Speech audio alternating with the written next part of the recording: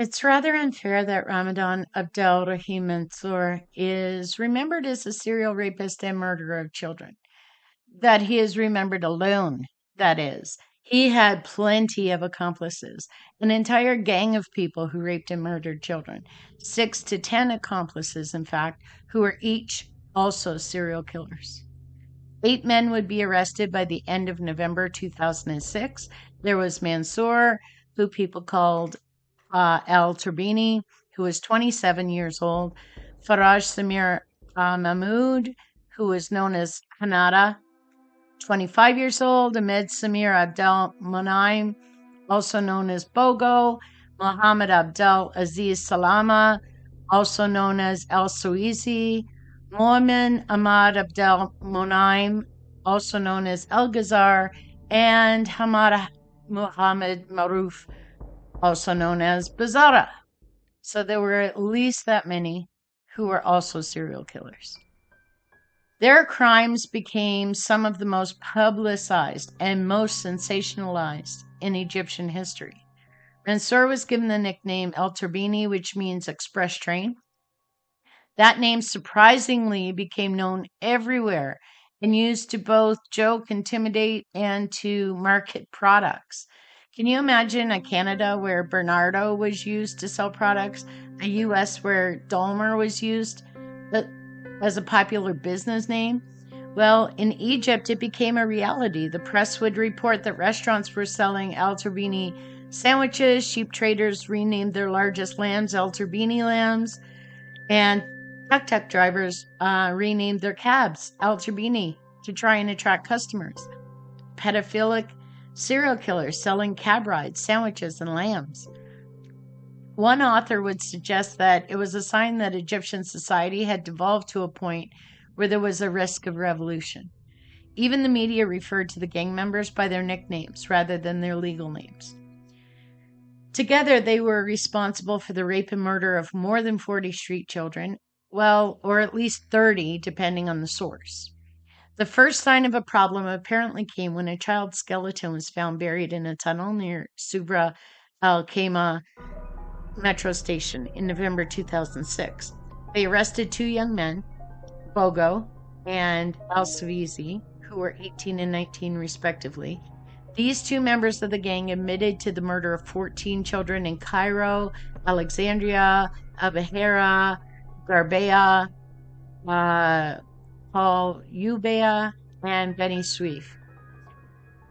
They told police they helped lure the street children onto the tops of trains that were en route between Cairo and Alexandria. There they would rape them and toss their bodies onto the opposite tracks, or drown them in the Nile River, dump them in a sewer, or bury them alive. These 2 members of the gang would lead investigators to 6 bodies, bringing the total found at their arrest to 7. These young men also provided the names of 15 other victims. Parents of missing children then sort of descend on the prosecutor's office in each of the 6 cities with pictures of their missing children. The accused young men would be shown pictures to confirm whether or not the child was one of their victims. The young men gave very specific details of where they took each of the children, their names, and what fate befell them. They were able to identify the skeletonized remains as that of 12-year-old Muhammad Kamal, along with several other victims in this way. Within just a few days, 8 of the gang members would be in custody. They identified Mansour as the ringleader of the gang of young men. Mansour would tell prosecutors that he was possessed by a female jinn who ordered him to rape the children. He also explained that they avoided taking children in Cairo as much as possible because Cairo was crawling with cops and Alexandria had very few police.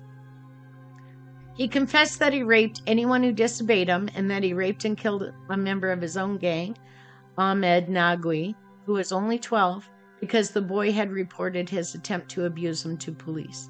He confessed gruesome and horrendous details of the crimes the gang had committed.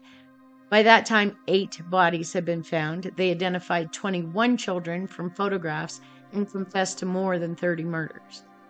While he was being interrogated, he allegedly tried to cut the throat of another gang member who was also being interrogated in the same room with police officers. He was kept in solitary confinement since then. All of the kids, all of the victims were poor children between 10 and 14 years old and included 3 girls. But was Mansour the leader of this gang? It's unlikely. There is significant evidence that Mansour was extremely intellectually disabled and merely followed Salama, who was actually the leader of the group. This evidence came from Mansour's family, from neighbors, and from other gang members.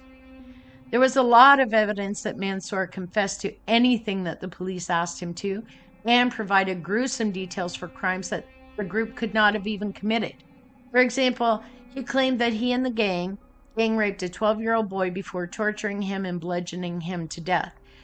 The young boy he claimed to have killed came forward with his family to media and then to police. He was very much alive and unharmed, though he would say he knew Mansour and referred to him as a lunatic and an idiot. Given the issues with false confessions, authorities would narrow down the likely confessions to 20, though they continued to suspect the gang is responsible for many more. The eldest members of the gang, Mansour and Faraj, were sentenced to death, both executed by hanging in December 2010. They were convicted of 8 counts of murder each. 5 other members of the gang who were charged received sentences of between 3 and 40 years, all related to the same 8 cases, and most received between 30 and 40 years. 2 of the arrested gang members faced no charges at all. So, was Mansour this great single serial killer? No. He was part of a gang, likely not the leader of the gang, of serial killing young people in Egypt. And thank you for listening.